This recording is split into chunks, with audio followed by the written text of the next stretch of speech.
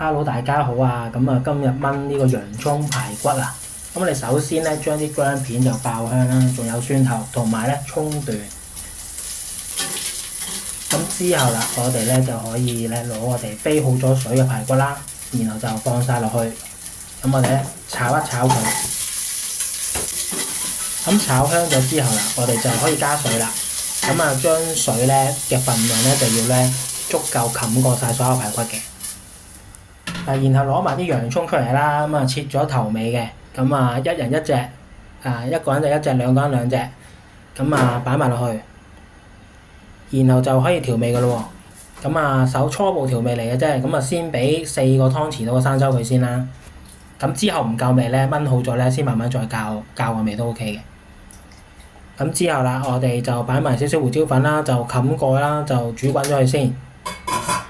咁滾起咗咧之後，我哋就可以咧撇一撇嗰啲喺面嗰啲泡啦，咁啊有臭味嘅嗰啲，如果留喺度，咁啊撇走晒佢先嘅。